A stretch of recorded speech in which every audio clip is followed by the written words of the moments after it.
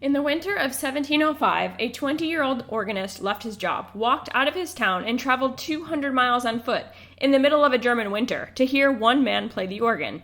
That 20-year-old was Johann Sebastian Bach. The man he walked 200 miles to hear was Dietrich Buxtehude.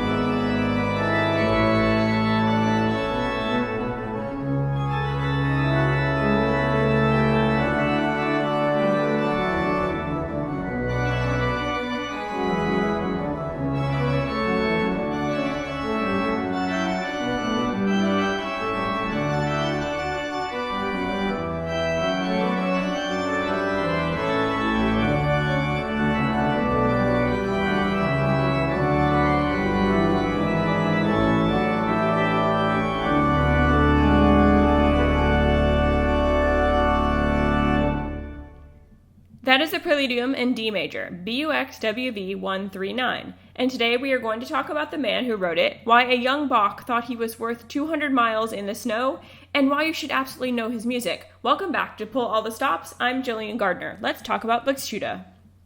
Dietrich Buxtehude was born around 1637. We're not entirely sure of the exact year or the exact place. The best evidence points to either Denmark or the German-Danish border region, which was a contested area at the time. Even his nationality has been debated by scholars for centuries. What we do know is that by 1668 he had secured one of the most prestigious organ posts in Northern Europe, organist at the Marienkirche in Lübeck, Germany, St. Mary's Church in Lübeck, and he would hold that position for the rest of his life, nearly 40 years. The Marienkirche was not just any church. It was one of the great Gothic churches of Northern Europe, with one of the finest organs on the continent, and Buxtehude, over the course of 4 decades, turned it into a destination. People didn't just come to Lübeck for commerce or pilgrimage. They came to hear Buxtehude play. He was, by all accounts, the greatest organist of his generation, possibly the greatest organist alive in Europe at the time. And then a 20-year-old named Bach walked 200 miles to sit in his church and listen. One of the things that made Buxtehude's position in Lübeck so remarkable was something he organized called the Abendmusiken, the evening music concerts. These were public concerts held on the 5 Sundays before Christmas each year in the Marienkirche, free to anyone who wanted to attend.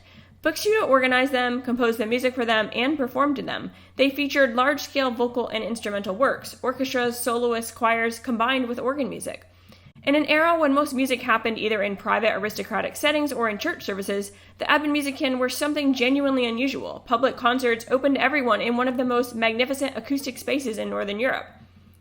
Handel visited Lübeck in 1703, 2 years before Bach, reportedly to audition for Buxtehude's position. He declined, for a reason we'll get to in a moment. But the fact that both Handel and Bach made the journey to Lübeck tells you everything about Buxtehude's reputation.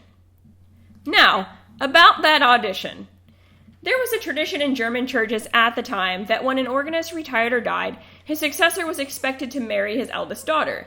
It was a way of providing for the organist's family and ensuring a smooth transition of the position. Buxtehude had a daughter named Anna Margrethe. Handel came to Lübeck, heard the music, saw the magnificent organ, considered the position, and then apparently also considered Anna Margrethe, and quietly left. Bach came 2 years later, stayed for nearly 4 months, absorbed everything Buxtehude had to teach, and then he also quietly left. We don't exactly know how Anna Margrethe felt about any of this. History doesn't record her opinion. But what we can say is that 2 of the greatest composers of the Baroque period both decided that even the finest organ post in Northern Europe also had its limits. The man who eventually married her and took the position was Johann Christian Schriefferdecker. He was not Bach, he was not Handel. History has treated him accordingly. So what was it that made Bach walk 200 miles? What was so extraordinary about Buxtehude's music that it became a pilgrimage destination? 3 things, and they all come together in the piece we're going to play today. The first is the stylus fantasticus. The stylus fantasticus, the fantastic style, was a compositional and improvisatory approach that defined the North German organ school. It was free, unbounded. It moved between strict and free sections, between massive chords and delicate single-line passages, between moments of intense chromaticism and sudden bright clarity. It was designed to show off both the instrument and the performer, to surprise the listener, to take them somewhere unexpected. Buxtehude was the supreme master of this style. His preludia, his preludes, are extraordinary examples of it. They don't follow a predictable form. They unfold, they breathe, they feel almost improvised, even though every note is carefully written. The second is his harmonic language. Buxtehude's harmonies are adventurous in a way that sounds modern even today. He moves through keys in ways that were considered daring in the 17th century. Sudden shifts, unexpected turns, chromatic lines in the bass that pull the ear in directions it didn't expect to go. If you've ever heard Bach's harmonies and thought, where did he learn to do that? A significant part of the answer is Dietrich Buxtehude. Bach didn't just admire him from a distance, he absorbed him. You can hear Buxtehude in Bach's early organ works if you know what to listen for. The third is the architecture of freedom. This might sound contradictory. How can something be both free and architectural? But Buxtehude's best pieces have a structural intelligence underneath all of the surface freedom. The preludium in D major that we're playing today alternates between free toccata sections and strict fugal sections. The free sections feel spontaneous, the fugues feel inevitable, and together they create something that is greater than either alone. Bach understood this. He spent 4 months in Lübeck studying it, and when he went home, his own music was never quite the same again. Which brings us to BUXWV 139, the preludium in D major. BUXWV is the Buxtehude Werk Verzeichnis, the catalog of Buxtehude's works. Think of it as his equivalent of Bach's BWV numbers. 139 is one of his most celebrated preludia. The piece opens with a free toccata section, dramatic, improvisatory, showing off the full range of the instrument. You heard the beginning of it at the top of this video. Then it moves into a fugue, a tightly constructed, rhythmically driven fugue with a subject you'll recognize immediately once it appears. Then back to free material. Then another fugue. The piece alternates between these two worlds several times, each time returning to the free style with slightly different energy, slightly different character. The whole thing runs about 7 to 8 minutes depending on how you play it, and every minute of it is worth your attention. Here it is.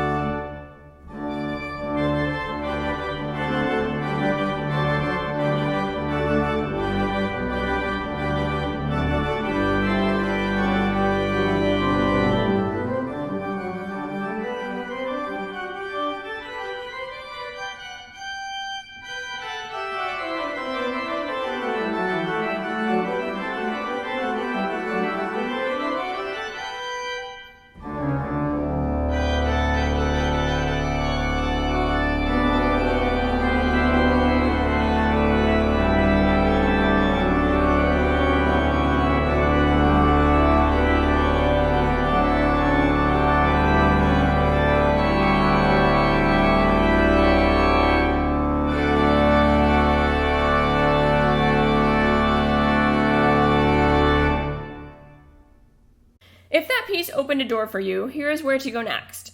The Preludium in G minor, BUXWV 149, is one of his darkest and most dramatic works.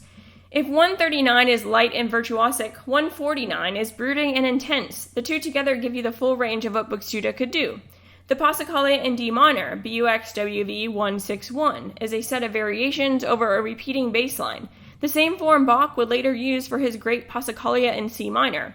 Hearing Buxtehude's version first makes Bach's even more impressive because you understand exactly what he inherited and what he transformed. And if you want to hear Buxtehude outside the organ, seek out his vocal music. The cantata Mein Herz ist bereit is a good place to start. It would surprise you with how much beauty there is in his vocal writing. Buxtehude died in 1707, 2 years after Bach's visit. He was somewhere between 65 and 70 years old. He had spent nearly 40 years at the Marienkirche in Lübeck, building a body of work that shaped the course of European music. He never became as famous as the young man who walked 200 miles to hear him, but without Buxtehude, there may not have been a Bach as we know him. That is not a small thing. Next, on Pull All the Stops, Hymn of the Week, we're looking at Come Thou Fount of Every Blessing. It was written by a 19-year-old in 1758. It disappeared from most hymnals for nearly a century, and it has one of the most debated lines in all of hymnody. I cannot wait to tell you about it. Subscribe so you don't miss it. New videos every Tuesday and Friday. And leave me a comment. Had you heard of Buxtehude before today? And if you had, where did you first encounter him? I want to know. I'm Jillian Gardner. This is Pull All the Stops. See you Friday.